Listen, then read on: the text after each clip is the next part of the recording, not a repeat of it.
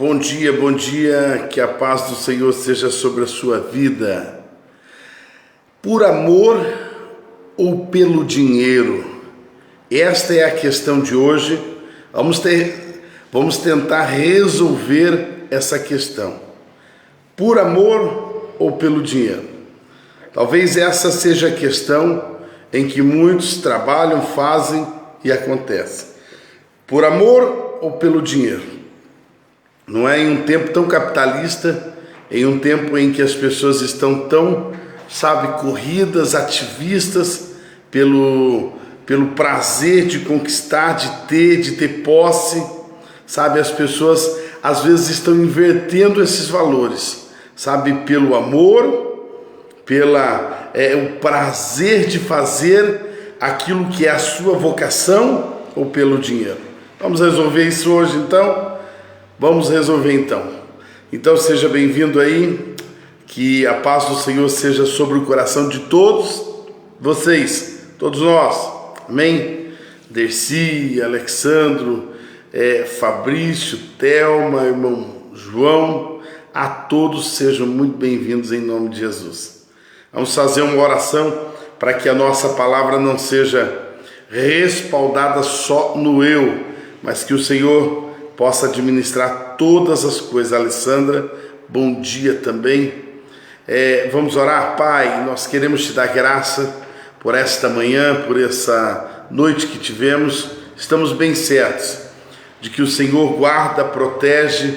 O Senhor, ó Deus, nos dá até mesmo sono para que possamos repor as nossas energias. Obrigado, Senhor, pelo dom da vida. Obrigado pelo privilégio de termos mais um dia de vida.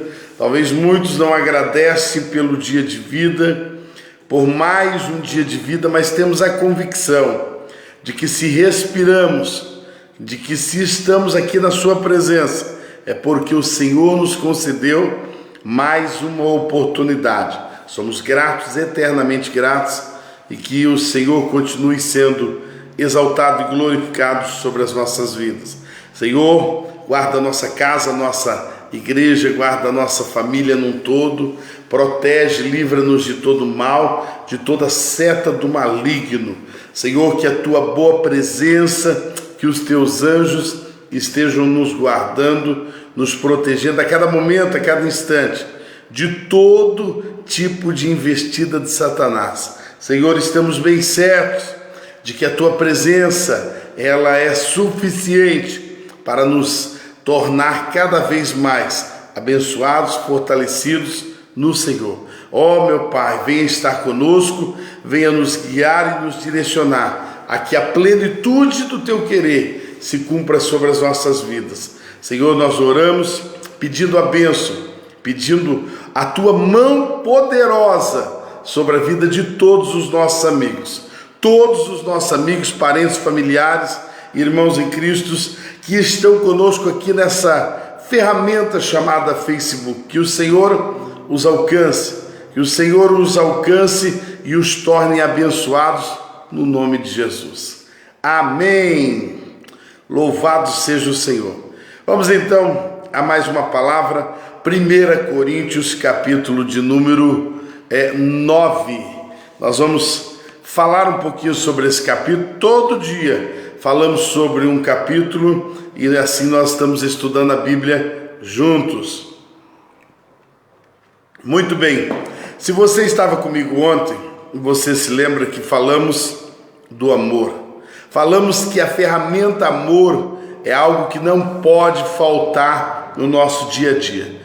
Nós temos que fazer e fazer com amor, exercer o amor. Se algo é necessário que possamos demonstrar, isso seja o amor. Não podemos, em nada da nossa vida espremer a ideia de que estamos fazendo por mera obrigação. Fazemos por amor. Muito bem, se fazemos por amor e se Paulo prega a respeito de vivermos no amor, agora Paulo vai ter que demonstrar, porque o capítulo 9 de 1 Coríntios é a demonstração do amor. Se nós pregamos alguma coisa, eu digo sempre aos nossos queridos ministros que estão conosco, eu digo a eles assim: se nós falamos a respeito de algo no altar, estejamos prontos para viver, porque certamente vamos ter que dar prova daquilo que pregamos. Somos o que pregamos, somos resultado da nossa pregação. Crê nisso? Muito bem, Paulo vai ter que entrar aqui num questionamento com a igreja que ele pastoreava. Veja que a igreja que ele pastoreava, justamente a igreja que ele pastoreava, começou a levantar algumas causas, do qual uma delas era a questão do: é direito o obreiro viver do salário? É direito o obreiro viver da igreja, das coisas do altar? É direito? Paulo vai responder isso. Agora veja bem, a gente vai entender que isso é óbvio, não é? Isso é óbvio, porque se o cara que vende pastel vive do pastel, o cara que vende da farmácia vive da farmácia, o camarada que vive, sabe, lá da sua empresa que fabrica talvez produtos de construção, ele vive daquilo. Aquele que vive, sabe, do sítio, ele vive lá da sua propriedade. Então é natural que aquele que trabalha na obra do Senhor vá viver, sabe, do altar, ou seja, vai viver das ofertas. Agora você já percebeu que nada se tem preconceito, mas da igreja tem. Do apóstolo, do pastor, do servo do Senhor que está na frente da obra, se tem preconceito. Não se fala do sitiante. Por que esse cara está vendendo da mandioca que ele vende? Ele produz a mandioca, ele produz as frutas, ele produz o gado, ele está vivendo do gado. Ninguém fala isso, porque acha que é óbvio.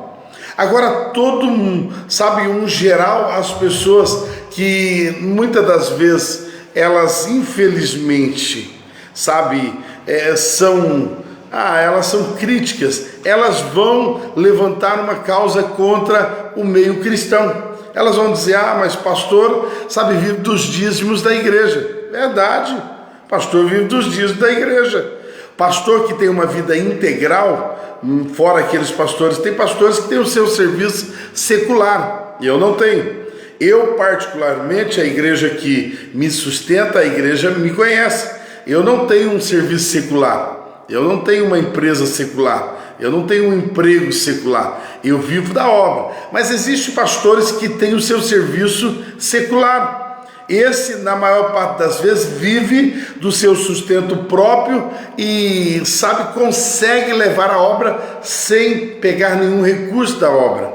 Agora veja bem, isso é natural. Paulo vai defender isso à sua própria igreja. Paulo precisa explicar isso ao seu próprio rebanho. Sabe, irmãos, isso talvez seja o mais difícil de entender, porque o rebanho é aquele que mais conhece o seu pastor. Mas Paulo aqui precisa explicar ao seu próprio rebanho a respeito, sabe, do seu sustento, a ponto que ele vai dizer, sabe, em forma de algumas perguntas, alguma coisa ao seu rebanho. Compare comigo, vamos lá. 1 Coríntios capítulo de número 9, versículo 1. Não sou eu apóstolo? Primeiro ele vai ter que começar defendendo a sua função. Isso já é difícil, não é? Primeiro ele tem que, sabe, provar ao povo que ele é pastor, que ele é apóstolo. Veja que ele começa dizendo: não sou eu apóstolo? Não sou eu livre? Não tenho eu visto Jesus, nosso Senhor? Não sois vós a minha obra ou a obra do Senhor? Se eu não sou apóstolo para os outros, sem dúvida sou para vós, pois o selo do meu apostolado sois vós no Senhor. Veja que ele está dizendo: olha, por mais que para os outros eu não consiga provar isso, mas para vocês eu sou apóstolo. É como se eu dissesse isso hoje. Talvez eu não seja visto como pastor para milhares de pessoas, isso não importa, mas eu sou pastor do Alexandre, da Linda, da Dercy, sou pastor, sabe, do Kleber, estou vendo aqui, da Thelma, não é? Sou pastor, sabe, de tantas pessoas que estão conosco aqui. Então, Paulo estava querendo dizer assim: ainda que eu não seja visto como apóstolo para muitos, mas sou apóstolo para vós. Sabe, ter que defender isso para a própria igreja é porque havia muita argumentação dentro da igreja, do tipo assim, ele é apóstolo, tem que viver do dízimo, ele tem que viver do sustento da igreja. Tinha muito questionamento assim, irmão, isso atrai maldição, isso atrai prejuízo para a obra do Senhor. Paulo aqui estava se justificando, algo que não precisava, para a própria igreja, sabendo a igreja que ele vivia para isso. Ele vivia para isso. Agora Paulo vai fazer tudo isso em submissão e sem reclamar. Paulo aqui não está dizendo, eu tenho que falar para vós que sou apóstolo, sabe, vocês são a raça de víboras. Não. Ele não está, sabe, fazendo essa justificativa com ódio. Ele simplesmente está explicando para a igreja de que ele, na realidade, faz isso com amor. Faz isso com amor, ainda que muitos possam olhar e falar assim, o apóstolo Paulo, mas veja bem, apóstolo Paulo, uma das coisas que ele fez foi abrir mão do seu próprio sustento, da própria igreja que ele era apóstolo. Veja bem, no versículo de número 14, ele vai dizer, olha o versículo 13, o versículo 13 diz assim, não sabeis vós que os que ministram das coisas santas vivem das coisas dos tempos? Ou seja, os que ministram coisas santas, sabe, que nem pastor, sabe, apóstolo, eles devem viver do templo. E os que esperam no altar são participantes do altar. Olha o versículo 14, quebra aqui todo e qualquer princípio secundário. Assim também ordenou o Senhor. Veja que aqui ele faz uma declaração bastante séria, que ele vai dizer, assim também ordenou o Senhor aos que pregam o evangelho. Ele usa aqui o verbo ordenar. Também ordenou o Senhor que os que pregam o evangelho vivam do evangelho. Você entendeu? Então aqui ele está querendo dizer assim, aquele que prega o evangelho, sabe, serve ao evangelho de tempo integral, está dizendo o sacerdócio, esse viva do evangelho. É bíblico, é ordenança de Deus. Você entendeu isso? Agora, preconceito existe? Um monte. Existem pessoas por aí que usam esse termo errado, existe. Parece que nos últimos dias o que estão fazendo são colocar o evangelho numa banca de negócio, não é? E nós estamos vendo pessoas ficarem ricas, pessoas se tornarem milionárias atrás do balcão de negócio chamado evangelho. Aliás, o evangelho não é um balcão de negócio, mas as pessoas estão ficando ricas, sabe, se beneficiando do evangelho. Eu penso que essas pessoas deveriam reverter a maior parte desse recurso em missões. Você sabia que tem pessoas que vivem no campo missionário, às vezes com um salário mínimo para 6 meses?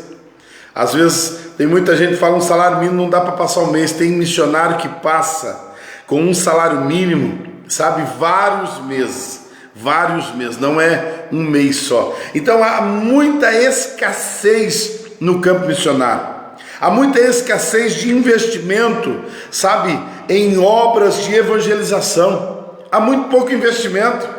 Já diz um estadista missionário aí que se investe menos em missões do que em goma de mascar. Se você for fracionar o que se investe em missões, você vai ver que às vezes a gente gasta em coisas supérfluas, sabe, o que deveria ser investido mais em missões.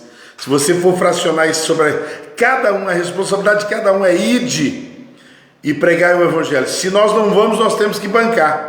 Se eu não vou, então eu preciso ajudar missões, sabe, enviando alguém. Se eu não vou, eu estou bancando alguém.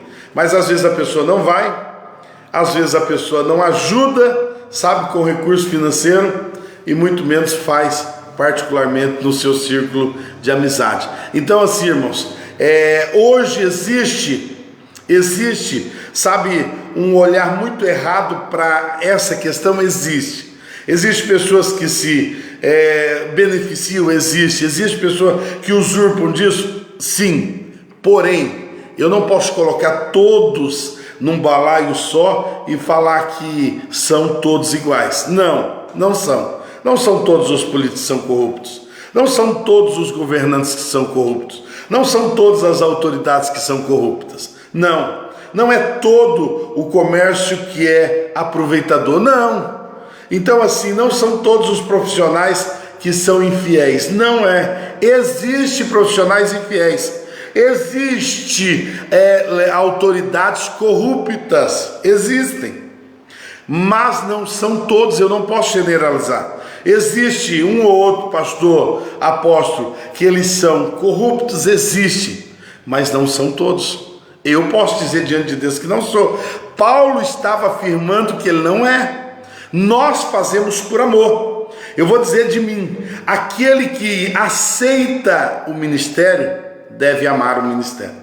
Aquele que aceita o ministério, esse certamente deve, com a sua vida, demonstrar o amor à obra do Senhor.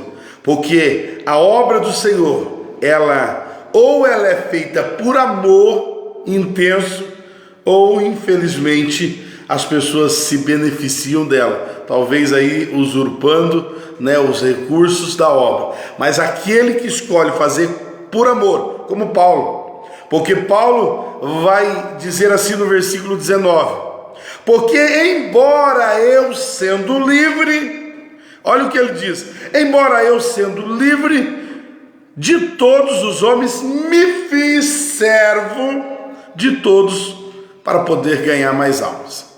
Irmão, fecha. Paulo aqui dá um checkmate, você entendeu? Ele diz assim, olha, embora eu sou livre de todos. Paulo era um profissional, Paulo era fazedor de tendas, e você vai ver que Paulo aqui ele está justificando essa questão, mas a igreja de Corinto não teve que pagar a Paulo. Paulo viveu com o seu próprio recurso, talvez porque muito se falava com relação a recursos, que Paulo teve que ter o seu próprio negócio. Ele era fazedor de tendas e ele viveu disso. Ele estava justificando, mas Paulo não foi pesado à igreja de Corinto. Se você for estudar, você vai ver que Paulo não recebeu da igreja de Corinto. Ele fabricava tendas. Mas olha, Paulo ele diz assim, embora eu seja livre, eu me fiz servo para ganhar mais. Vou pegar o meu exemplo com todo respeito de novo, mas eu tenho profissão, eu, já fiz muita coisa na vida, mas eu escolhi, mesmo sendo livre, eu escolhi ser servo, eu escolhi servir a obra do Senhor. Agora é óbvio que para mim viver, eu vou ter que receber o recurso da igreja, eu vou ter que receber. Para você ter uma ideia, antes comprava carro quando eu queria, comprava moto quando eu queria, comprava casa quando eu queria, tive várias casas já, comprava, negociava, gostava muito de negociar, mas eu abri mão disso, vim para o ministério, eu era livre e me tornei servo.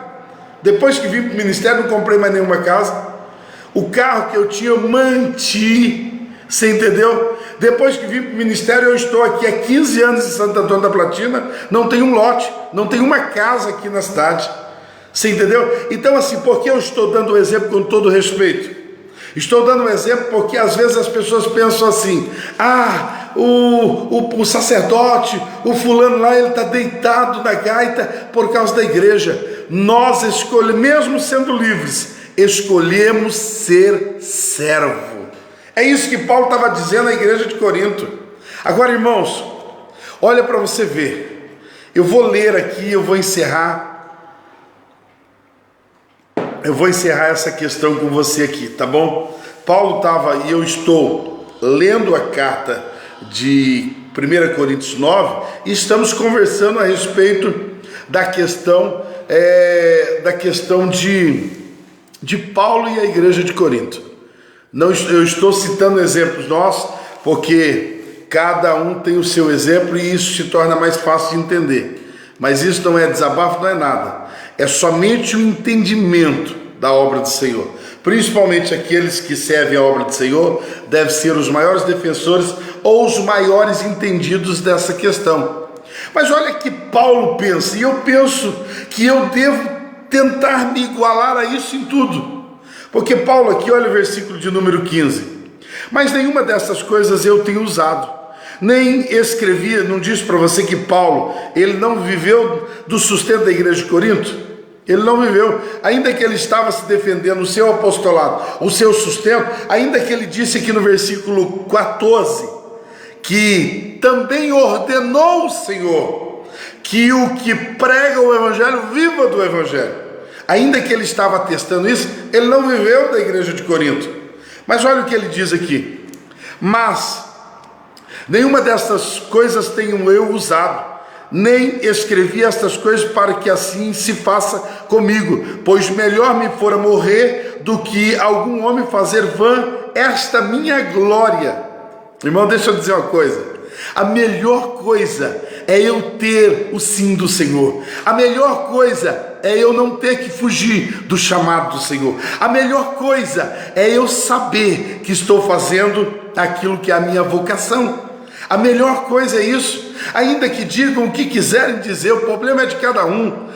Paulo estava querendo dizer isso. A melhor coisa é que eu permaneça, sabe, debaixo da vontade do Senhor. Versículo 16: porque embora eu anuncie o Evangelho, não tenho de que me gloriar, pois essa necessidade é colocada sobre mim. Sim, ai de mim, se eu não pregar o Evangelho. Uau! Eu também penso isso. Irmão, eu não prego por dinheiro, eu não prego por salário. O Senhor me sustenta, o Senhor me provê, o Senhor provê o recurso sobre cada pastor, sobre cada servo de Deus. É assim toda a obra do Senhor no mundo e por todos os tempos.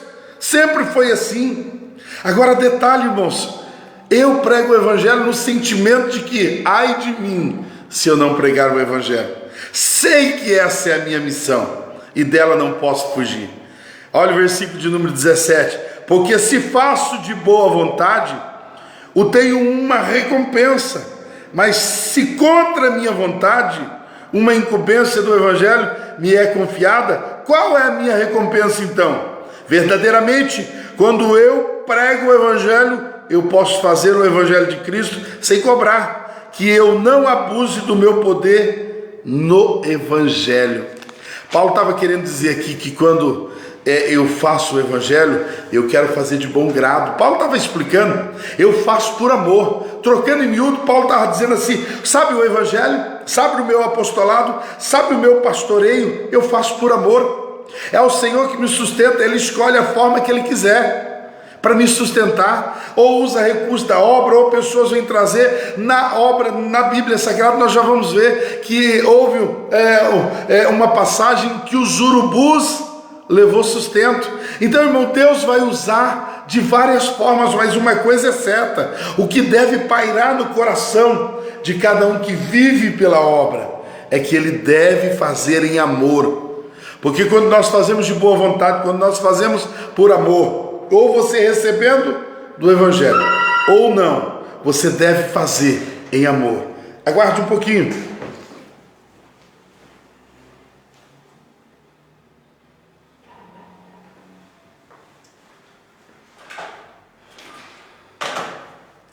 Muito bem, queridos, muito bem. Deixa eu concluir para você dizendo assim, sabe, a minha recompensa, ela está pautada nas coisas eternas. Vou dizer para você, olha aqui, eu encerro dizendo do versículo 22 adiante, do capítulo de número 9. Diz assim: aos fracos tornei-me como fraco, para que eu pudesse ganhar os fracos. Fiz-me todas as coisas para todos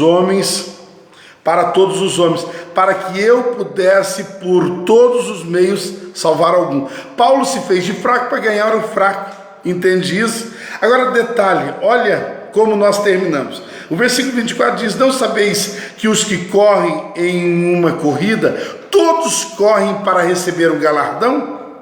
Paulo estava dizendo isso. Paulo queria explicar aqui no final de que o que ele almeja não é o recurso financeiro. O que nós almejamos na obra do Senhor não é ficar rico, não é ter o dinheiro dos irmãos, não é pegar dízimo de irmão. Nós não temos direito a dízimo nenhum, você entendeu? Na realidade, isso é uma desinformação na cabeça de muitos aí que criticam, às vezes, a obra do Senhor, criticam o sacerdócio, critica o apostolado, o pastoreio de muitas pessoas, sabe? Paulo diz assim: olha, não sabeis vós de que aquele que corre espera uma recompensa? Assim somos nós. assim somos nós. Aquele que corre uma corrida espera uma coroa corruptível, porém nós corremos para alcançar a coroa incorruptível. Pegou essa? Ou seja, Paulo estava querendo dizer, eu não estou esperando recompensa do homem, eu não estou esperando recompensa da terra, eu trabalho, eu corro, porque eu espero a recompensa da eternidade. Amém? Recebe essa palavra no seu coração. Se você faz a obra do Senhor, faça com amor, faça de bom grado, faça voluntariamente. Se você faz a obra do Senhor, que você se esmere em fazer isso do profundo do seu coração. Amém? Porque sendo assim você vai receber galardão, vai receber recompensa na eternidade. Vamos orar? Nós estamos encerrando. Queria pedir para você agora, tem muitas pessoas aqui comigo agora. Compartilha, antes de você sair, compartilha no seu Facebook e outras pessoas serão abençoadas. Bora lá orar? Coloque a mão aí nessa enfermidade, eu quero repreendê-la. Coloque a mão aí na tua carteira, eu quero profetizar prosperidade. Deus vai te surpreender ainda nesses dias. Deus vai te surpreender. Tem pessoas precisando de emprego, tem pessoas pedindo emprego para filho, tem pessoas pedindo milagre na UTI. Deus vai fazer um milagre hoje. Crê nisso? Você precisa ter fé. Pai querido, Deus eterno, nós queremos exercitar nossa fé aqui agora, e eu quero orar com aqueles que estão na UTI. Senhor, entra nessa UTI, a última palavra sempre é a tua. A última palavra sempre é a tua, Senhor. Essa enfermidade, por pior que seja, que está na vida dessa pessoa, a última palavra sempre é a tua. Ah, Senhor, naqueles que o Covid pegou e tantas coisas têm vindo, Deus, não deixa desesperar. Não deixa ficar, ó Deus, inquieto, medroso, não deixa ficar apreensivo, pensando que vai morrer. Senhor, eu profetizo que haja, ó Deus, o equilíbrio, haja a bênção, e a última palavra sempre é a do Senhor. Eu profetizo em nome de Jesus que não haja nenhum desacordo, nenhuma, ó Deus, dominação do mal acontecendo sobre essa vida, mas eu declaro a vitória, a cura, eu declaro a prosperidade.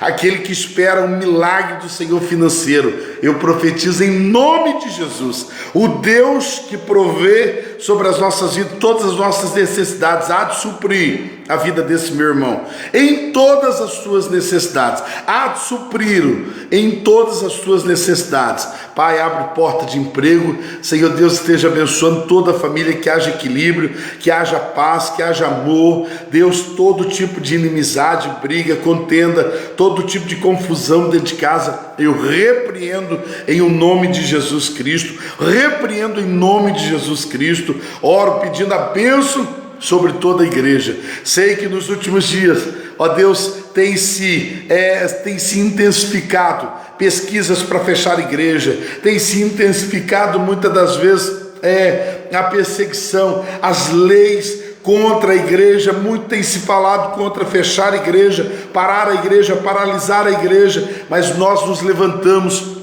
para declarar a bênção sobre a igreja de uma forma geral, sobre a nossa nação, sobre o estado, sobre a nossa cidade. Abençoamos o conselho de pastor, abençoamos cada pastor, suas famílias e seu rebanho. Que o Senhor os abençoe, que o Senhor os proteja e que a mão do Senhor possa estar sobre as nossas vidas nesse dia, ainda nessa semana, nos provendo todo o recurso necessário e a bênção do Senhor. Senhor, nós repreendemos toda a intensidade do Covid, toda praga, toda mortandade, que caia, que não chegue até as nossas casas, e se chegar, que não prospere. Toda arma, toda ferramenta de Satanás alinhada, aprumada contra as nossas vidas, não prosperará. Nós declaramos em nome de Jesus que a bênção do Senhor, o amor do Senhor, seja de maneira expressiva sobre a vida de todos, em nome de Jesus. Eita, glória a Deus! Se você recebeu esta oração, essa palavra, tenha uma terça-feira, tenha uma quarta-feira abençoada, tá bom? E uma ótima semana ainda. amanhã às 7h20. Tô meio perdido aqui no final, né? Às 7h20, beleza? Compartilha aí e um ótimo dia.